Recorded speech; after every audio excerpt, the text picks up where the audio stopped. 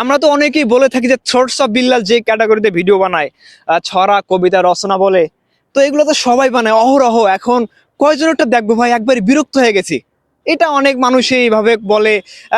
অনেক মানুষই বিভিন্ন ভাবে নেগেটিভলি পজিটিভলি আসলে বলে থাকে। তো আমার যে ব্যক্তিগত মতামত হচ্ছে যে ভাই, প্রত্যেকটা জিনিসের কিন্তু ভ্যালু আছে। প্রত্যেকটা মানুষের চিন্তা ভাবনা ধ্যান ধারণা একবারে ইউনিক ভাবে হয়ে থাকে।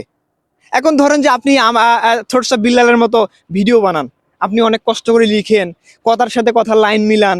হ্যাঁ, মিলটা যতটুকু ইম্পর্টেন্ট, তার থেকে বড় ইম্পর্টেন্ট হচ্ছে যে আপনি যে জিনিসটা বলতেছেন এটার একটা ফিনিশিং আছে, ফিনিশিংটা যাতে থাকে। তো এত সুন্দর করে যদি আপনি বলেন, তো এই ভিডিওটা যারা বলবে যে সে তো কবিতা বলতেছে রচনা বলতেছে, সে হচ্ছে মূর্খ, কথাগুলো তিতো হইতে পারে, সে হইতেছে মূর্খ। আপনি এত কষ্ট করে লেখেন, আরেকজন যদি বলে যে সেটা হচ্ছে মুখস্থ কবিতা বলতেছে, তাহলে সে মূর্খ না? একটা জিনিস লিখতে যে কতটা পরিশ্রম যায়, কতটা সময় যায়, যে লেখে সেই ভালো জানে। এখন যারা সমালোচনা করেন বা আপনারা যারা নেগেটিভ চিন্তা ভাবনা করেন, এখন আপনার উদ্দেশ্যে কিছু কথা বলতেছি। আপনার এগুলো ভিডিও ভালো না লাগতে পারে, প্রত্যেকটা মানুষের যেমন চিন্তা ভাবনা আলাদা, প্রত্যেক মানুষের পছন্দও আলাদা হতে পারে। সেই হিসেবে আপনি অন্য কিছু দেখেন বা আমাদের ভিডিও স্কিপ করেন। এভাবে আপনারা যে সমালোচনা করতেছেন, যখন ভালো কিছু করে দেখাবো তখন মনে করেন যে আপনি মুখটা করে রাখবেন। কষ্ট করলে যে পরিশ্রম আসে, সেটা কিন্তু বাস্তব কথা, কষ্টের ফল মিষ্টি হয়। তখন আপনি মুখ কই দেখাবেন?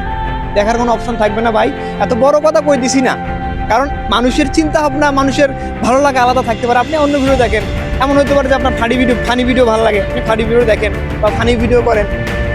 যার যেটা ভালো লাগে তাই সেটাই করেন না। অযথা আমাদের পথে আপনারা বাধা দিচ্ছেন কেন? দেশে এমন এমন ভিডিওর অভাব নাই।